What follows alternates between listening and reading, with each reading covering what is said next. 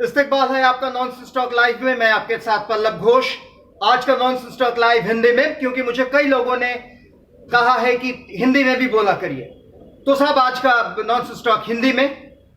आज का मुद्दा तृणमूल की ये जो फ्रस्ट्रेशन है एनफोर्समेंट डायरेक्टोरेट और सीबीआई रेड को लेकर।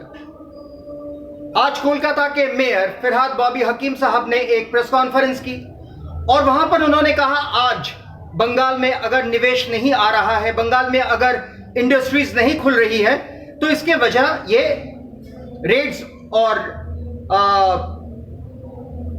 मोदी सरकार की कार्रवाई है। उन्होंने कहा रेड रेड रेड। इससे मोदी सरकार ने एक खौफ पैदा किया है इन्वेस्टर्स के अंदर। जो लोग निवेश करेंगे वो डर गए हैं। तो बॉबी हकीम साहब से सिर्फ इतना कहना है कि साहब, ये ईडी सीबीआई रेड तो अभी हाल फिलहाल शुरू हुआ है। इतने सालों में तो एक भी इंडस्ट्री बंगाल में आई नहीं 2011 के बाद से। तब कौन सा ईडी सीबीआई की रेड चल रही थी और तब कौन सा नरेंद्र मोदी की सरकार थी। खैर, एक बात और, फिरहाद बॉबी हकीम साहब से मैं इतना कहना चाहूंगा, ये जो खिसियानी बिल्ली खंबा नोचे वाला हाल है कि बंगाल में जो भी गलत होता है आप उंगली उठाते हैं नरेंद्र मोदी सरकार की तरफ, इस चीज को छोड़ दीजिए। क्योंकि अगर निवेश नहीं आया है या बंगाल आज पिछड़ता जा रहा है, तो इसकी वजह आपकी सरकार है, आपकी सुप्रीमो ममता बनर्जी है।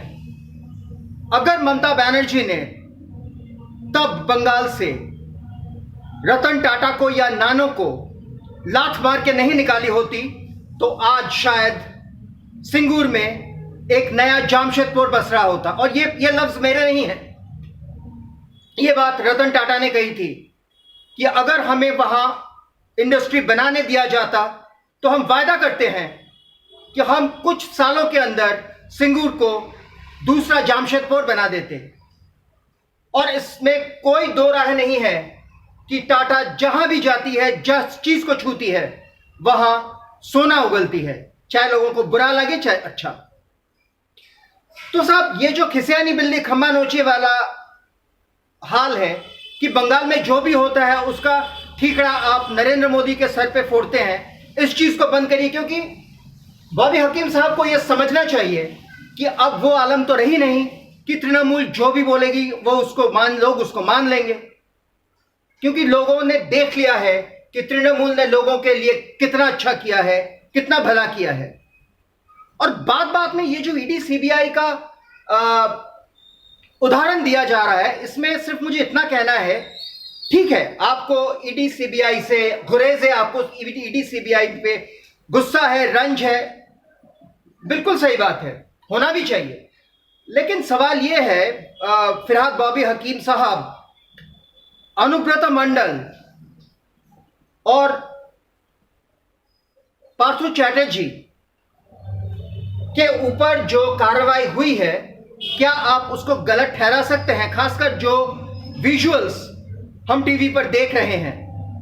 और पार्थो चैटर्जी तो माशाल्लाह है, उन्होंने तो लोगों के पैसे से, टैक्स पेयर के पैसे से, उन्होंने अपने गर्लफ्रेंड को गिफ्ट दिया है। और सबसे करीबी गर्लफ्रेंड अर्पिता मुखर्जी रही हैं। और ममता बनर्जी पूछती हैं कि आखिर अनुब्रत मंडल ने किया क्या है।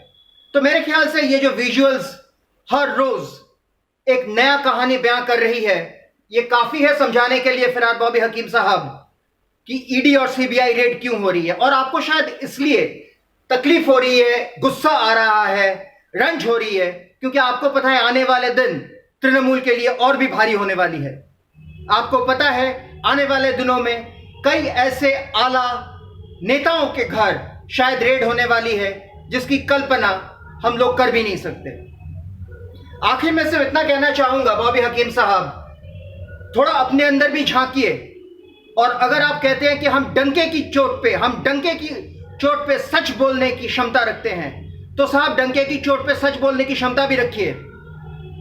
यह मानिए इस चीज को कि आपने जो रवैया अपनाया था टाटा के लिए, नैनो के लिए, आज उसी रवैये के बदौलत आज बंगाल पिछड़ता जा रहा है. So if the onus of ruining Bengal lies on anybody, then it's on your party, your supremo Mamata Banerjee. आज बंगाल का ये हाल, बंगाल का ये दुर्दशा तृणमूल के वजह से है, आपके वजह से है.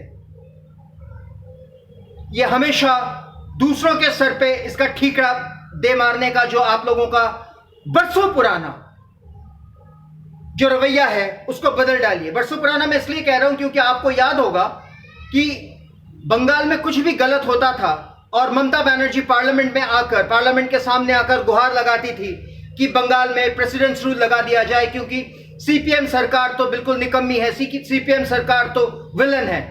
तो ममता बनर्जी, आपके सरकार ने क्या ऐसा बहुत बड़ा शगुफा छोड़ा है लोगों के लिए? क्यों नहीं प्रेसिडेंट्स रूल लगाई जाएगी अब बंगाल में? आप एनसीआरबी रिपोर्ट को लेकर बहुत बड़ी बड़ी बातें करती हैं. अपने अंदर झांकिए मोहतरमा, क्या हर क्राइम बंगाल में रिपोर्ट की जाती है और रिपोर्ट करने जाएं तो भी क्या ली जाती है? जरा सोचिए. आप बिहार और उत्तर प्रदेश की बात करते हैं. खैर, बिहार तो अब आप बात करेंगे नहीं क्योंकि नीतीश कुमार आपके दोस्त हैं, लेकिन बात बात में आप योगी आदित्यनाथ की बात करते हैं. तो योगी आदित्यनाथ ने वो दृष्टांत खड़ा किया है कि अब क्रिमिनल्स भी 2 बार सोचते हैं कि क्या ऐसा कुछ भी हम गलत कर दें तो कहीं हमारा